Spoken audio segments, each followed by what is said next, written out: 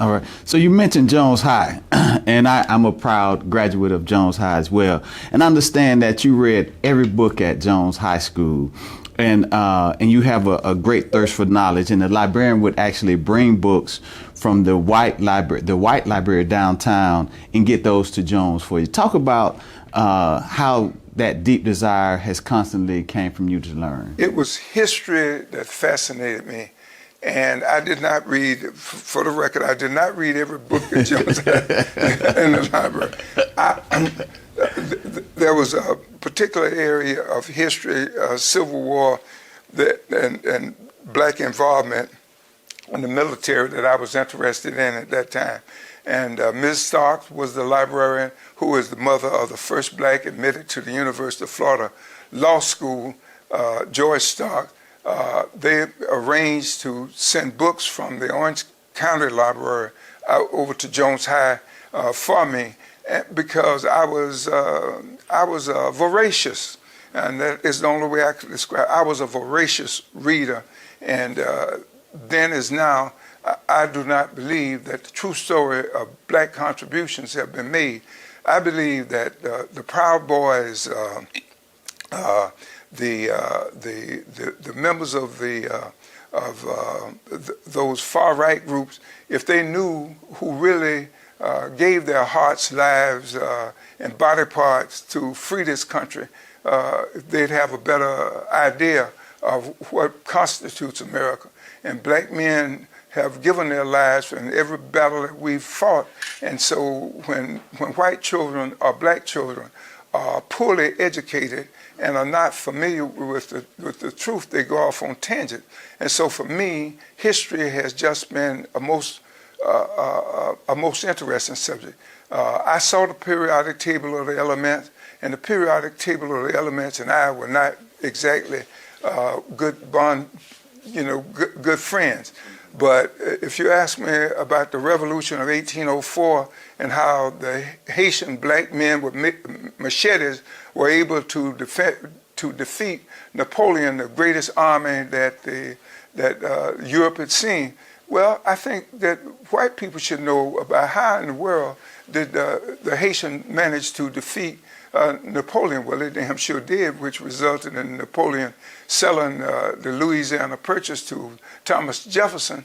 Well, you have to make those connections, and in my mind, those are very, very clear. You punch the basket here, the marshmallow here, and the pressure comes out over there. So for that reason, I became very interested in history, and so I think a part of my being elected is that most people do not know that 1/3 of the cowboys were black.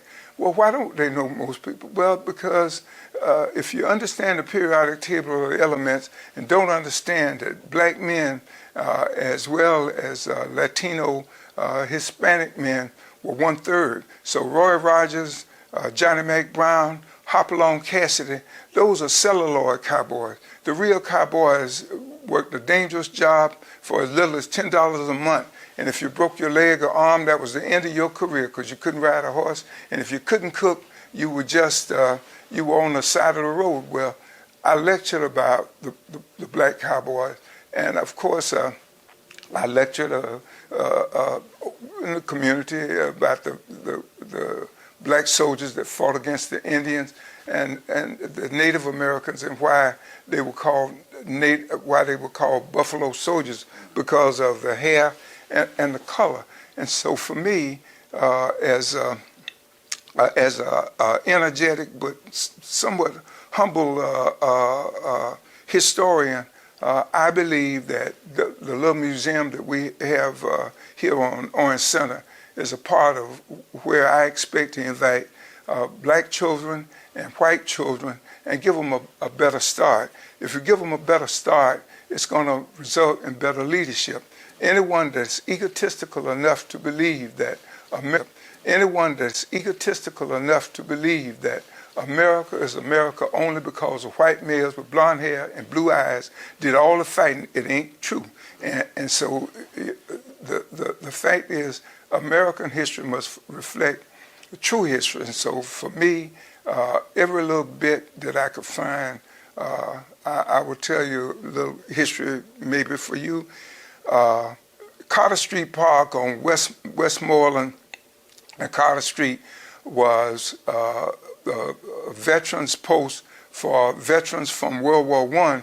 One of my fifth grade Miss McKinney Nixon, her husband had fought in World War I. And so for me, the greatest gift in America is a black female teacher that cares as much about black history and American history, that puts it in her head, in her students' Right. head. So now you're the first black legislator to have two constitutional amendments passed, one about single-member districts. So talk to me about why you thought having single-member districts here was important.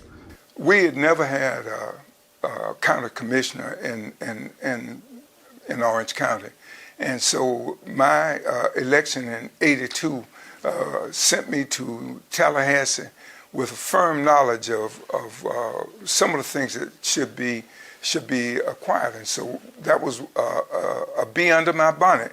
I was hard on that single-member district and constitutional amendment, and so consequently, George Stewart and I initiated the constitutional amendment, and it passed, and of course, Orange County Commission did adopt it, and Commissioner Butler was subsequently elected.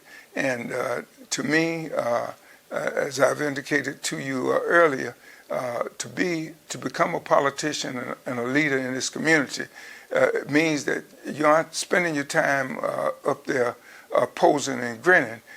You're supposed to deal with the issues, and so for me, the constitutional amendment and growing up as with limited economic opportunities during my childhood, but the doctor's homes, the mortician home, Stark's funeral home, Dr. Wells' home, Mrs. Jackson. As a young child, I had an opportunity to look at and see those homes.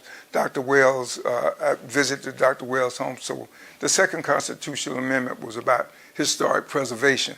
Morticians and doctors were the financially successful people in the black community, and of course, Reverend Collier was had the largest. Big Shy was Big Shy at that time. So as a child and a paper boy, walking over the community and being involved in the BYPU and some other things, I had an opportunity to see how what I would call the middle or the upper middle class teachers, the few teachers and the principals, not very many, 2 or 3 principals that we had, and of course the Wells home.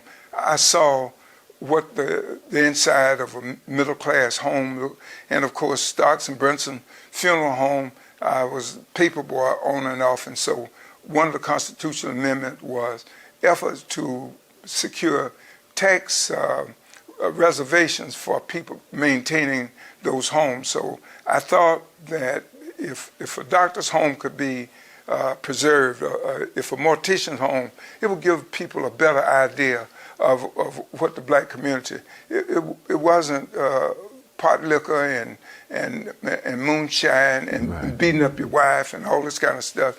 If people could have seen what I saw as a child growing up, I saw the creme de la creme of black society, people with china on the table and the silver setting, and so that was a part of my mission in Tallahassee.